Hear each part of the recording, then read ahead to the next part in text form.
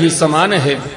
अतः इस बालक के अलौकिक कार्यों को देखकर आश्चर्य न करना चाहिए।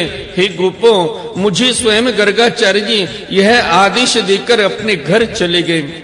तब से मैं अलौकिक और परम सुखद कर्म करने वाले इस बालक को भगवान नारायण का ही अंश मानता हूं। जब व्रजवासियों ने नंद मूसलाधार बारिश करने लगे, उस समय वज्रपात, ओलों की बौछार और प्रचंड आंधी से स्त्री, पशु तथा ग्वाले अत्यंत पीड़ित हो गए थे। अपनी शरण में रहने वाले व्रजवासियों की यह दशा देखकर भगवान का हृदय करुणा से भर आया, परंतु फिर एक नई लीला करने के विचार से वे तुरंत ही मुस्काने लगे। जैसे कोई नन्हा सा निर्बल बालक खेल खेल में ही बरसाती छत्ते का पुष्प उखाड़ ले, वैसे ही उन्होंने एक हाथ से ही गिरिराज गोवर्धन को उखाड़ कर धारण कर लिया और सारे ब्रज की रक्षा की। इंद्र का मद चूर करने वाले वे ही भगवान गोविंद हम पर प्रसन्न हो। इस तरह समस्त ब्रजवासी गोविंद की प्रशंसा करने लगे, गोविंद की जय जयकार करने लगे। बोलिए बाल कृष्ण भगवान की जय। बोलिए श्रीमद् भागवत महापुराण की जय। आइए भक्त वृंदो, श्रीमद् भागवत महापुराण के 10वें स्कंद में 27वां अध्याय भगवान श्री कृष्ण के अभिषेक का प्रसंग श्रवण करते हैं। श्री सुखदेव जी कहते हैं, परीक्षित, जब भगवान श्री कृष्ण ने गिरिराज गोवर्धन को धारण करके मूसलाधार वर्षा से ब्रज को बचा लिया, तब उनके पास गोलोक से कामधेनु बधाई देने के लिए और स्वर्ग से देवराज इंद्र अपने अपराध को क्षमा कराने के लिए आए। भगवान का तिरस्कार करने के कारण इंद्र बहुत ही लज्जित थे, इसलिए उन्होंने एकांत स्थान में भगवान के पास जाकर अपने सूर्य के समान तेजस्वी मुकुट से उनके चरणों का स्पर्श किया। परम तेजस्वी भगवान श्री कृष्ण का प्रभाव देख सुनकर इंद्र का वह घमंड जाता रहा कि मैं ही तीनों लोकों का स्वामी हूं। अब उन्होंने हाथ जोड़कर उनकी स्तुति की। इंद्र ने कहा, भगवान, आपका स्वरूप परम शांत, ज्ञानमय, रजोगुण तथा तमोगुण से रहित एवं विशुद्ध अप्राकृतिक सत्वमय है। यह गुणों के प्रभाव से प्रतीत होने वाला प्रपंच केवल मायामय है, क्योंकि आपका स्वरूप न जानने के कारण ही आप में इसकी प्रतीत होती है। जब आपका संबंध अज्ञान और उसके कारण प्रतीत होने वाले देहादि से ही नहीं, फिर उन देह आदि की प्राप्ति के कारण तथा उन्हीं से होने वाले लोभ, क्रोध आदि दोष तो आप में हो ही कैसे सकते हैं। हे प्रभु, इन दोषों का होना तो अज्ञान का लक्षण है। इस प्रकार यद्यपि अज्ञान और उससे होने वाले जगत से आपका कोई संबंध नहीं है, फिर भी धर्म की रक्षा और दुष्टों का दमन करने के लिए आप अवतार ग्रहण करते हैं और निग्रह अनुग्रह भी करते हैं।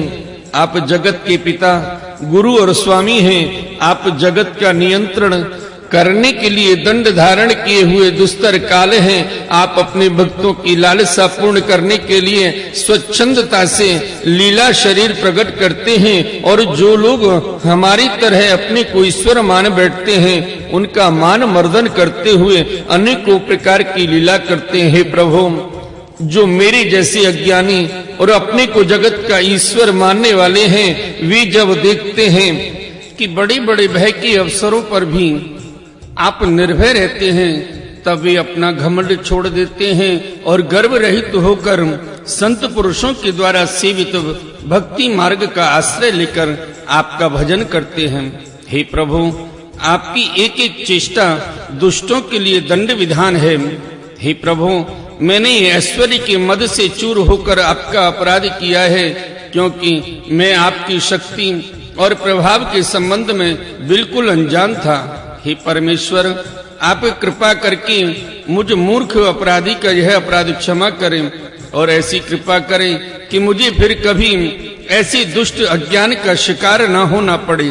स्वयं प्रकाश इंद्रियातीत परमात्मा आपका यह अवतार इसलिए हुआ है कि जो असुर सेनापति केवल अपना पेट पालने में ही लगे रहते हैं और पृथ्वी के लिए बड़े भारी भार के कारण बन रहे हैं, उनका वध करके उन्हें मोक्ष दिया जाए और जो आपके चरणों के सेवक हैं, आज्ञाकारी भक्तजन हैं, उनका अभ्युदय हो, उनकी रक्षा हो। हे भगवान, मैं आपको नमस्कार करता हूँ। आप अंतर्यामी पुरुषोत्तम तथा सर्वात्मा वासुदेव हैं। आप यदुवंशियों के एकमात्र स्वामी, भक्त वत्सल एवं सबके चित्त को आकर्षित करने वाले हैं। मैं आपको बारंबार नमस्कार करता हूँ। आपके जीवों के समान कर्मवश होकर नहीं, स्वतंत्रता से अपने भक्तों की तथा अपनी इच्छा के अनुसार शरीर स्वीकार किया है। आपका यह शरीर भी विशुद्ध ज्ञान स्वरूप है। आप सब कुछ हैं, सबके कारण हैं और सबकी आत्मा हैं। मैं आपको बार बार नमस्कार करता हूँ। हे भगवान, मेरे अभिमान का अंत नहीं है और मेरा क्रोध भी बहुत ही तीव्र मेरे वश के बाहर है। जब मैंने देखा कि मेरा यज्ञ तो नष्ट कर दिया गया, तब मैंने मूसलाधार वर्षा और आंधी के द्वारा सारे ब्रजमंडल को नष्ट कर देना चाहा, परंतु प्रभु आपने मुझ पर बहुत ही अनुग्रह किया। मेरी चेष्टा व्यर्थ होने से मेरे घमंड की जड़ उखड़ गई। आप मेरे स्वामी हैं, गुरु हैं और मेरे आत्मा हैं। मैं आपकी शरण में हूँ। श्री सुखदेव जी कहते हैं, हे परीक्षित, जब देवराज इंद्र ने भगवान श्री कृष्ण की इस प्रकार स्तुति की, तब उन्होंने हंसते हुए मेघ के समान गंभीर वाणी से इंद्र को संबोधन करके कहा।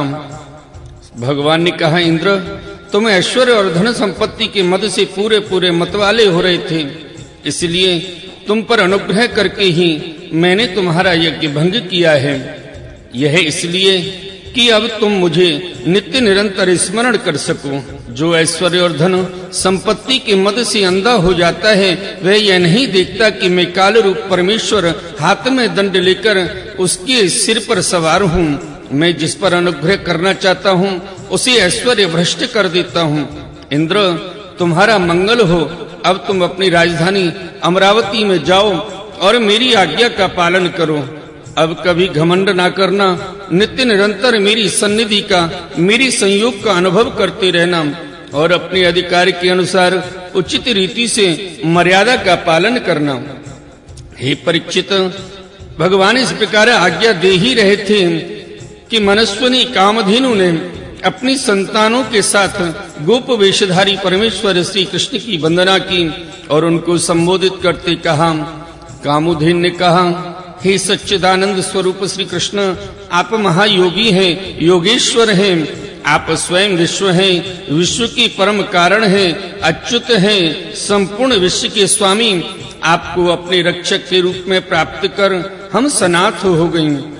आप जगत के स्वामी हैं, परंतु हमारे तो परम पूजनीय आराध्य देवी ही हैं। हे प्रभु, इंद्र त्रिलोकी के इंद्र हुआ करें, परंतु हमारी इंद्र तो आप ही हैं।